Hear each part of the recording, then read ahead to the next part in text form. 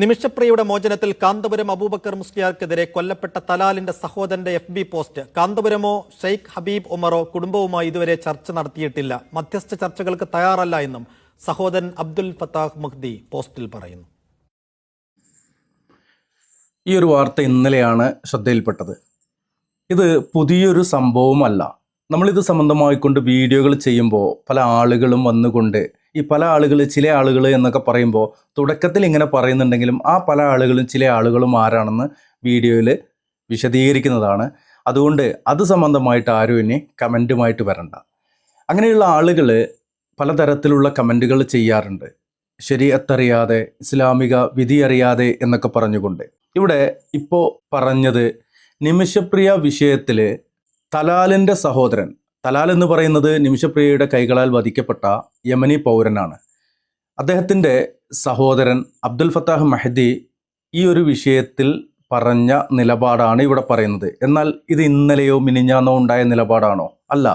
ഇത് തുടക്കം മുതലേ അബ്ദുൽ ഫത്താഹ് മഹ്ദി എന്ന് പറയുന്ന വ്യക്തി സോഷ്യൽ മീഡിയയിലൂടെ വളരെ വ്യക്തമായിക്കൊണ്ട് നിമിഷപ്രിയ എന്ന് പറയുന്ന കൊല്ലങ്കോട് സ്വദേശിനി അവർ വധിക്കപ്പെട്ടേ തീരൂ, രക്തത്തിന് രക്തം പകരം വേണം എന്ന് പറഞ്ഞുകൊണ്ടിരിക്കുന്ന ഒരു കാര്യമാണ്. നമ്മുടെ വീഡിയോകളിലൂടെയെല്ലാം അത് വ്യക്തമായിക്കൊണ്ട് പറഞ്ഞിരുന്നതാണ്.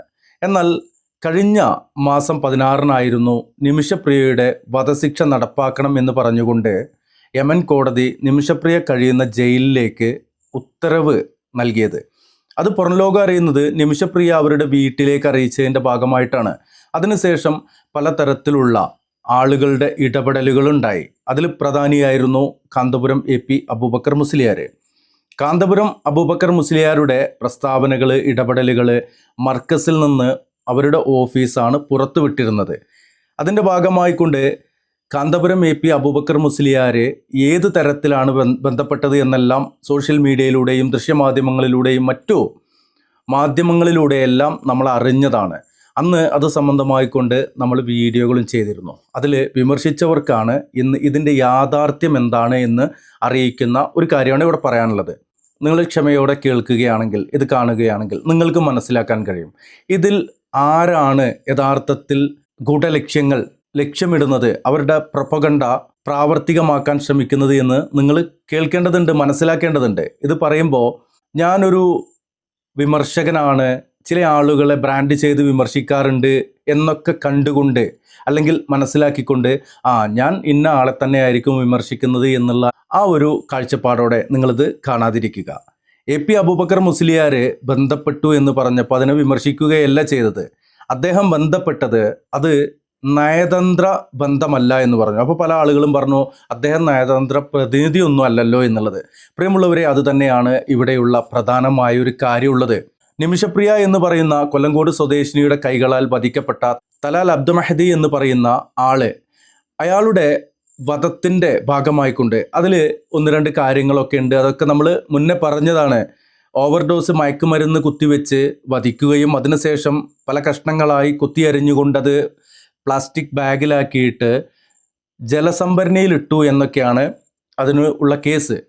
അത് നടക്കുന്ന സമയത്ത് അവിടെ തന്നെയുള്ള പത്രങ്ങളും അതുപോലെ മലയാളത്തിലെ ചില പത്രങ്ങളൊക്കെ, കേരളത്തിലെ ചില പത്രങ്ങളൊക്കെ പുറത്തുവിട്ടത് ഭാര്യ ഭർത്താവിനെ ക്രൂരമായി വധിച്ചു എന്നാണ്. ഒരു മാസത്തിന് ശേഷം 200 കിലോമീറ്റർ അപ്പുറത്തുള്ള ഒരു ഹോസ്പിറ്റലിൽ നിന്ന് നിമിഷപ്രിയയെ പിടിക്കുമ്പോൾ അവിടെ പറഞ്ഞ സ്റ്റേറ്റ്മെൻ്റ് അല്ല പിന്നീട് പുറത്തു വന്നത്. എന്തായാലും അതിനെക്കുറിച്ച് ഡീറ്റെയിൽ എല്ലാവർക്കും അറിയുന്ന കാര്യമാണ്. അവർക്ക് യമൻ കോടതി വധശിക്ഷയാണ് വിധിച്ചത്. അവരോടൊപ്പം ഇതിന് കൂട്ടുനിന്ന ഹനാൻ എന്ന് പറയുന്ന യമൻ സ്വദേശിനിയായ ഒരു യുവതിക്ക് ജീവപര്യന്തം തടവുമാണ് ശിക്ഷിച്ചിട്ടുണ്ടായിരുന്നത്.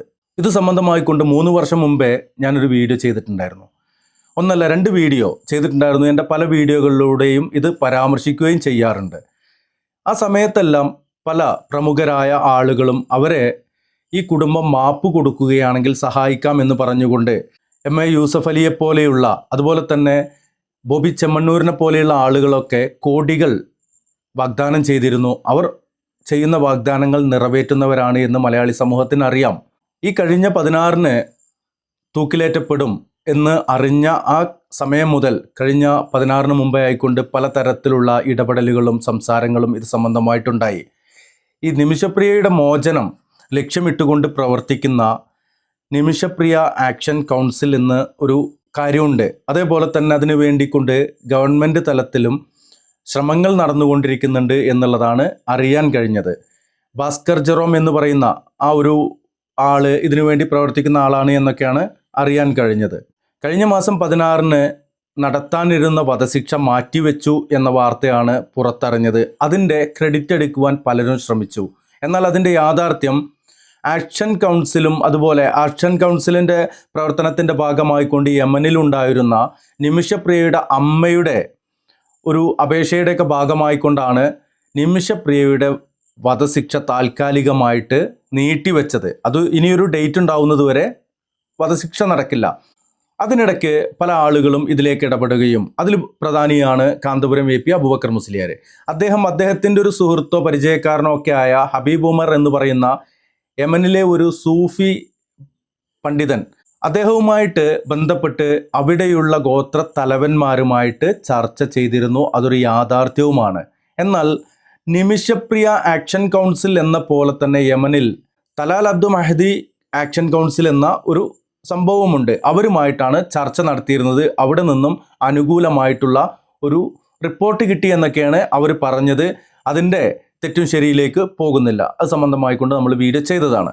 ഇതിൽ യാഥാർത്ഥ്യം എന്താണ് എന്നുള്ളതാണ്. ഇപ്പോൾ നമ്മൾ കാണിച്ച മീഡിയ വൺ വാർത്ത, അതിൽ പറയുന്ന കാര്യം നിമിഷപ്രിയ വിഷയം തുടങ്ങിയ കാലം മുതൽ തന്നെ, അല്ലെങ്കിൽ കേരളം ചർച്ച ചെയ്യുന്ന കാലം മുതൽ തന്നെ അബ്ദുൽ ഫത്താഹ് മഹദി എന്ന് പറയുന്ന വ്യക്തി അന്ന് പറയുന്നത് തന്നെയാണ് ഇപ്പോൾ നമ്മൾ ഈ കേട്ട വാർത്തയിലും പറഞ്ഞത്. ഈ വീഡിയോ ചെയ്യുന്നതിൻ്റെ തൊട്ട് മുമ്പേ വരെയും ആ മനുഷ്യൻ്റെ സ്റ്റേറ്റ്മെൻറ്റ് അദ്ദേഹം പറയുന്നത് നിമിഷപ്രിയ വധിക്കപ്പെട്ടേ പറ്റൂ എന്നുള്ളതാണ്. ഇനി ഇവിടെ നമ്മൾ മനസ്സിലാക്കേണ്ട ഒരു കാര്യമുള്ളത്, നിമിഷപ്രിയയുടെ കേസ് നടന്നുകൊണ്ടിരിക്കുമ്പോൾ കുടുംബവും കോടതിയും തമ്മിൽ ദൂരമുള്ളത് കാരണം കൊണ്ട് ഈ കേസ് സംബന്ധമായിട്ടുള്ള കാര്യങ്ങൾ നടത്തുവാൻ ഇത് സൗദിയിലുള്ള ഒരു യമൻ പൗരൻ എൻ്റെ ഒരു സുഹൃത്തിനോട് പറഞ്ഞ ഇത് സംബന്ധമായിട്ടുള്ള വിഷയങ്ങളാണ് ഇനി പറയുന്നത്. ശരിയത്ത് അറിയില്ല, ഇസ്ലാമിക നിയമങ്ങൾ അറിയില്ല എന്നൊന്നും പറഞ്ഞിട്ട് ആരും കുറ്റപ്പെടുത്താൻ വരേണ്ടതില്ല. നമ്മൾ അറിയുന്ന കാര്യങ്ങളാണ് ഇവിടെ പറഞ്ഞുകൊണ്ടിരിക്കുന്നത്. ഓക്കെ, ഈ ഒരു കേസ് നടന്നുകൊണ്ടിരിക്കുന്ന സമയത്ത് കേസ് സംബന്ധമായിട്ടുള്ള എല്ലാ ഉത്തരവാദിത്വവും ആ കുടുംബം ഏൽപ്പിച്ചിട്ടുള്ളത് അബ്ദുൽ ഫത്താഹ് എന്ന് പറയുന്ന തലാൽ, ഈ വധിക്കപ്പെട്ട തലാലിൻ്റെ സഹോദരനായിരുന്നു. ആ ഒരു കാര്യം അല്ലെങ്കിൽ അദ്ദേഹത്തിന് നൽകിയ ഉത്തരവാദിത്തം ആ കേസ് പൂർത്തീകരിക്കപ്പെട്ടതോടെ തീർന്നു. അദ്ദേഹത്തിന് നൽകിയിട്ടുള്ളത് ഈ കേസ് സംബന്ധമായിട്ടുള്ള കാര്യങ്ങളാണ്.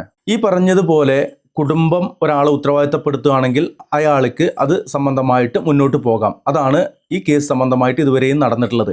അതിൻ്റെ ഭാഗമായി കൊണ്ട് തന്നെ കോടതി നിമിഷപ്രിയയ്ക്ക് വധശിക്ഷ വിധിക്കുകയും അത് പിന്നീട് അപ്പീൽ പോവുകയും അപ്പീൽ കോടതി വധശിക്ഷ ശരിവെക്കുകയും അതിനുശേഷം പ്രസിഡന്റിന് ദയാഹർജി നൽകുകയും പ്രസിഡന്റ് ദയാഹർജി തള്ളുകയും ചെയ്തു. അതാണ് എല്ലാവർക്കും അറിയാവുന്ന കാര്യം. അതിൻ്റെ ഭാഗമായിക്കൊണ്ടാണ് കോടതി കഴിഞ്ഞ മാസം 16-ന് നിമിഷപ്രിയയെ തൂക്കിലേറ്റാനുള്ള ഓർഡർ, അത് 16-ന് മുമ്പേ നൽകിയിട്ടുണ്ട് ജയിലിലേക്ക്, 16-ന് തൂക്കിലേറ്റണം എന്നുള്ളത്. അത് പുറത്തറിഞ്ഞതിന് ശേഷം ഒന്നുകൂടി ഇത് സംബന്ധമായിട്ടുള്ള ചർച്ചകൾ പുരോഗമിക്കുകയാണ് ഉണ്ടായത്. ഇനി ഇവിടെ നമ്മൾ മനസ്സിലാക്കേണ്ട രണ്ട് കാര്യങ്ങളാണുള്ളത്. ഒന്ന്, തലാൽ അബ്ദു മഹദി അന്ന് പറയുന്നത് തന്നെയാണ് ഇന്നും പറയുന്നതെന്ന് പറഞ്ഞു. അദ്ദേഹത്തിന് ആ പറയുന്നതിൽ ഒരു ഗൂഢലക്ഷ്യമുണ്ട്, ഒന്നാമത്തെ കാര്യം. രണ്ട്, തലാൽ അബ്ദു മഹദി പറയുന്ന ആ ഒരു സ്റ്റേറ്റ്മെൻറ്റ്, അദ്ദേഹം എന്നും പറയുന്നു രക്തത്തിന് രക്തം പകരം വേണം, നിമിഷപ്രിയ എന്ന് പറയുന്ന ആളുടെ വധശിക്ഷ നടപ്പിലാക്കപ്പെടുക തന്നെ വേണം എന്ന് പറയുന്നുണ്ട്. എന്നാൽ ആ വധശിക്ഷ ഇല്ലാതാക്കുവാൻ, അത് മാപ്പ് നൽകിക്കൊണ്ട് നിമിഷപ്രിയയെ മോചിപ്പിക്കുവാനോ വധശിക്ഷയിൽ നിന്ന് മാറ്റി നിർത്തുവാനോ അബ്ദുൽ ഫത്താഹ് മഹദിക്ക് കുടുംബം നേരത്തെ നൽകിയ ആ ഒരു ഉത്തരവാദിത്തം അല്ലെങ്കിൽ അനുമതി, അത് നിമിഷപ്രിയയ്ക്ക് വധശിക്ഷ വിധിക്കപ്പെട്ടതോടെ തീർന്നിട്ടുണ്ട്. ഇനി നിമിഷപ്രിയയ്ക്ക് മാപ്പ് നൽകണമെങ്കിൽ അത് കുടുംബത്തിന് ഒരാൾക്ക് കഴിയുന്നതല്ല. അവർ എല്ലാവരും അവിടെ കോടതി പറയുന്ന ഡേറ്റിൽ എത്തുകയും അവിടെ ഒപ്പിട്ട് നൽകുകയും സമ്മതം പത്രം ഒപ്പിട്ട് നൽകുകയും വേണം. അത് ദിയാപ്പണം സ്വീകരിച്ചോ സ്വീകരിക്കാതെയോ ചെയ്യാം. എന്നാൽ ഇത് ചെയ്യുന്ന ആളുകളുടെ അവരിത് എന്തിനു വേണ്ടിയിട്ടാണ് ചെയ്യുന്നതെന്നെല്ലാം കോടതി പരിശോധിക്കും. അതിനുശേഷം ഈ ഒപ്പിടുന്ന ആളുകൾക്ക് വല്ല സ്വഭാവ ദൂഷ്യങ്ങളുണ്ടോ എന്നെല്ലാം കോടതി പരിശോധിക്കും. അതിനുശേഷം മാത്രമാണ് അവിടെ കോടതി മാപ്പ് എന്നുള്ളത് പ്രൊസീഡ് ചെയ്യുക. അവിടെ ശ്രദ്ധിക്കേണ്ട ഒരു കാര്യമുണ്ട്, തലാൽ അബ്ദു മഹദി എന്ന് പറയുന്ന വധിക്കപ്പെട്ട ആളുടെ മാതാപിതാക്കൾ, ഭാര്യ, മക്കള്, അതൊക്കെ കഴിഞ്ഞാണ് സഹോദരന്മാർക്ക് മാപ്പ് എന്നുള്ള ആ ഒരു കാര്യമുള്ളത്. മാതാപിതാക്കളും ഭാര്യയും സന്താനങ്ങൾ ഉണ്ടെങ്കിൽ അവർക്ക് പ്രായപൂർത്തിയാവണം എന്നൊരു കാര്യം കൂടിയുണ്ട്. അതിൻ്റെ ഡീറ്റെയിലേക്ക് പോകുന്നില്ല. അപ്പോൾ ഇതൊന്നും അറിയാതെയല്ല ഇതിലേക്ക് ഇറങ്ങിയത് എന്നുള്ള. ഇനി അബ്ദുൽ ഫത്താഹ് മെഹദി എന്ന് പറയുന്ന നിമിഷപ്രിയയെ വധിക്കൽ നിർബന്ധമാണ്, അത് നടത്തിയേ തീരൂ എന്ന് പറഞ്ഞുകൊണ്ട് നിരന്തരമായിക്കൊണ്ട് ഫേസ്ബുക്കിലൂടെയും മറ്റു സോഷ്യൽ മീഡിയ പ്ലാറ്റ്ഫോമുകളിലൂടെയും പറഞ്ഞുകൊണ്ടിരിക്കുന്ന അബ്ദുൽ ഫത്താഹ് മെഹദി എന്ന് പറയുന്ന ആള്, തലാലിൻ്റെ സഹോദരന് ഒരു ലക്ഷ്യമുണ്ട് എന്ന് പറഞ്ഞത്, ഇന്ന് സൻആ എന്ന് പറയുന്ന പ്രദേശത്താണ് നിമിഷപ്രിയ ഉള്ളത്. ആ ഒരു പ്രദേശത്ത് വെച്ചുകൊണ്ട് തന്നെയാണ് നിമിഷപ്രിയ വധശിക്ഷയ്ക്ക് വിധേയമാക്കപ്പെടേണ്ട ആ ഒരു കുറ്റകൃത്യം ചെയ്തതും. അപ്പോൾ സൻആ എന്ന് പറയുന്ന സ്ഥലത്തുള്ള കോടതിയാണ്, സൻആ എന്ന് പറയുന്ന പ്രദേശത്തുള്ള ജയിലിലുമാണ് നിമിഷപ്രിയ ഉള്ളത്. ഇനി മാപ്പ് നൽകുകയാണെങ്കിൽ നിമിഷപ്രിയയുടെ ജീവൻ രക്ഷിക്കണമെങ്കിലും സൻആയിലുള്ള കോടതിയിൽ അവിടെ പോകണം, ക്രിമിനൽ കോടതിയിൽ പോകണം. അതുപോലെ തന്നെ സൻആയിലുള്ള ജയിലിൽ നിന്നാണ് മോചിപ്പിക്കുകയാണെങ്കിലും, അല്ല വധശിക്ഷ ഒഴിവാക്കിയിട്ട് മറ്റു ബാക്കി കാലമോ അല്ലെങ്കിൽ നിശ്ചയിക്കുന്ന അത്രയും ജയിലിൽ കിടക്കുകയാണെങ്കിലും എല്ലാം സൻആയിലാണ്. എന്നാൽ തലാൽ അബ്ദു മഹദി എന്ന് പറയുന്ന ആളുടെ കുടുംബമുള്ളത് അവിടെ നിന്ന് 600 ചില്ലാനം കിലോമീറ്റർ ദൂരെയാണ്. അവിടെ മറ്റൊരു സർക്കാരാണ്. യമൻ ഒന്നാണെങ്കിൽ പോലും സൻആ എന്ന് പറയുന്ന പ്രദേശം ഇപ്പോൾ ഭരിച്ചുകൊണ്ടിരിക്കുന്നത് പല രാഷ്ട്രങ്ങൾ കരിമ്പട്ടികയിൽ ഉൾപ്പെടുത്തിയിട്ടില്ല, അല്ലെങ്കിൽ ഭീകരവാദികളാണ് എന്ന് പറഞ്ഞിട്ടുള്ള ഹൂത്തികളാണ്. അവരാണ് ഇന്ന് സൻആ എന്ന് പറയുന്ന നിമിഷപ്രിയ ജീവിക്കുന്ന പ്രദേശത്ത് ഭരണം നടത്തുന്നത്. അവർക്ക് പരിമിതികളുണ്ട്. അതോടൊപ്പം തലാലിൻ്റെ കുടുംബം ജീവിക്കുന്നത് മറ്റൊരു പ്രദേശത്താണ്. അവിടെ ഭരണം നടത്തുന്നത് ഔദ്യോഗിക സർക്കാരുമാണ്. ആ ഔദ്യോഗിക സർക്കാരുമായിട്ട് ഇന്ത്യൻ സർക്കാരിന് നയതന്ത്ര ബന്ധമുണ്ട്. എന്നാൽ ഹൂത്തികളുമായിട്ട് ഇന്ത്യക്ക് നയതന്ത്ര ബന്ധമില്ല. അത് മുതലെടുക്കുക എന്നുള്ളൊരു ലക്ഷ്യം കൂടി ഇതിലുണ്ട്. ഈ ഒരു വിഷയത്തിൽ ഹൂത്തി സർക്കാരുമായിട്ട് അല്ലെങ്കിൽ ഹൂത്തികളുമായിട്ട് ഇന്ത്യ ഒരു ചർച്ചയ്ക്ക് ഇടപെട്ടാൽ, ചർച്ച ചെയ്താൽ, അത് മറ്റു ലോകരാഷ്ട്രങ്ങൾക്ക് മുമ്പിൽ ഹൂത്തികൾക്ക് ഒരു പ്രയോറിറ്റിയാണ്. അവരത് മുതലെടുക്കാനുള്ള സാധ്യതയുണ്ട്. അത് കാരണമായിക്കൊണ്ടാണ് ആരൊക്കെ ഇവിടെ ഒരു ഭാഗത്ത് ചർച്ചയ്ക്ക് മുതിർന്നാലും മറ്റൊരു ഭാഗത്ത് നിന്നുകൊണ്ട് ശക്തമായിക്കൊണ്ട് ഇങ്ങനെ, അതും പ്രകോപനപരമായിക്കൊണ്ട് തന്നെ അദ്ദേഹം സോഷ്യൽ മീഡിയയിലൂടെ ഇടപെട്ടുകൊണ്ടിരിക്കുന്നത്. മനസ്സിലാക്കുക, ഇവിടെ ഹൂത്തികൾ നടത്തിക്കൊണ്ടിരിക്കുന്ന തന്ത്രം, അവരുടെ പ്രൊപ്പഗണ്ട, അവർക്ക് അംഗീകാരം ലഭിക്കുക എന്നുള്ളതാണ്. ഇന്ത്യൻ സർക്കാർ അവരുമായിട്ട് ഔദ്യോഗികമായിട്ടൊരു ചർച്ച നടത്തിക്കഴിഞ്ഞാൽ അത് പല രാഷ്ട്രങ്ങളും അല്ലെങ്കിൽ പല ഭരണകൂടങ്ങളും ഭീകര പ്രസ്ഥാനങ്ങളുടെ പട്ടികയിൽ ഉൾപ്പെടുത്തിയ ഹൂത്തികൾക്ക് അതൊരു മുതൽക്കൂട്ടാണ് എന്നുള്ളതാണ്. ഏതായാലും ഇത് സംബന്ധമായിക്കൊണ്ട് മനസ്സിലാക്കേണ്ട കാര്യങ്ങളാണ് ഇവിടെ പറഞ്ഞത്. തലാൽ അബ്ദു മഹദി എന്ന് പറയുന്ന ആളുടെ രക്തത്തിന് പകരം ചോദിക്കണം, അത് നിർബന്ധമാണ് എന്ന് പറയുന്ന അബ്ദുൽ ഫത്താഹിന് ചില ഗൂഢലക്ഷ്യങ്ങൾ തന്നെയുണ്ട്. ഹൂത്തി ഭരണകൂടത്തിനും ലക്ഷ്യങ്ങൾ വലുതാണ്. അവിടെ മാതാവും അതുപോലെ തന്നെ നിമിഷപ്രിയയുടെ മാതാവും അതുപോലെ നിമിഷപ്രിയ ആക്ഷൻ കൗൺസിലുമൊക്കെ പ്രവർത്തിച്ചതിൻ്റെ ഭാഗമായിക്കൊണ്ട് വധശിക്ഷ നീട്ടിവെച്ചത് ആ വധശിക്ഷയിൽ നിന്ന് ഒഴിവാക്കുവാനുള്ള ഒരു സാഹചര്യം ഉണ്ടാക്കുക എന്നുള്ളതാണ്. ആ സാഹചര്യം നയതന്ത്ര ബന്ധത്തിലൂടെ മാത്രമേ നടക്കൂ എന്നുള്ളതുമാണ്. നയതന്ത്ര ബന്ധം എന്നുള്ളത് ഇന്ത്യൻ സർക്കാർ ഹൂത്തികളുമായിട്ട് ചർച്ച ചെയ്യുക എന്നുള്ളതാണ്. ഇന്ന് നയതന്ത്ര ബന്ധം എന്നുള്ള ഒരു കാര്യം, ഇന്ത്യക്ക് ലോകരാഷ്ട്രങ്ങളിൽ നയതന്ത്ര ബന്ധമില്ലാത്ത ചില അനൗദ്യോഗിക സർക്കാരുകളുമായിട്ട്, അല്ലെങ്കിൽ സർക്കാർ എന്ന് പറയാൻ കഴിയില്ല, റിബൽ സർക്കാരുകളാണ് അവർ പിടിച്ചെടുത്ത ആ മേഖല. അവർക്ക് മുഴുവനായിട്ട് സർക്കാരിൻ്റെ എല്ലാ കാര്യങ്ങളൊന്നുമില്ല. അപ്പോൾ ആ ഒരു കാര്യം കൂടി ഇതിലുണ്ട് എന്നുള്ളത് മനസ്സിലാക്കുക. നിമിഷപ്രിയ എന്ന് പറയുന്ന ഒരു സഹോദരിയുടെ ജീവൻ വെച്ചുകൊണ്ട് ചില ആളുകൾ വിലപേശൽ നടത്തുകയാണ്. അതിൽ മുൻപന്തിയിൽ നിൽക്കുന്നത് ഹൂത്തികൾ തന്നെയാണ് എന്നുള്ളത് മനസ്സിലാക്കുക. നിമിഷപ്രിയയ്ക്ക് മോചനം സാധ്യമാവണമെങ്കിൽ, ഇപ്പോഴും പറയുന്നു, അന്ന് പറഞ്ഞത് തന്നെ, അത് തലാൽ അബ്ദു മഹദിയുടെ കുടുംബമാണ് നൽകേണ്ടത്. തലാൽ അബ്ദു മഹദിയുടെ കുടുംബം എന്ന് പറഞ്ഞാൽ ഒരു അബ്ദുൽ ഫത്താഹ് മെഹദി എന്ന് പറയുന്ന തലാലിൻ്റെ സഹോദരൻ മാത്രമല്ല, അവരുടെ ജീവിച്ചിരിക്കുന്ന എല്ലാവരും കൂടെ നൽകിയാൽ മാത്രം സംഭവിക്കുന്ന ഒരു കാര്യമാണ് മാപ്പ് എന്നുള്ളത്. ഹൂത്തികൾ എന്ന് പറയുന്ന ആ ഒരു വിഭാഗം, അവർ അത്ര വലിയ, അവർക്ക് അത്രയും ഒരു രാഷ്ട്രത്തിൻ്റെ എല്ലാവിധ ഫെസിലിറ്റീസ് ഒന്നും ഇല്ലാത്ത ഒരു സംവിധാനങ്ങളൊന്നും ഇല്ലാത്ത ഒരു മേഖലയാണ്. അവിടെ ഈ ഒരു സഹോദരിയുടെ ജീവൻ വെച്ചുകൊണ്ടാണ് ഇവർ ഈ കളിച്ചുകൊണ്ടിരിക്കുന്നത് എന്ന് മനസ്സിലാക്കുക.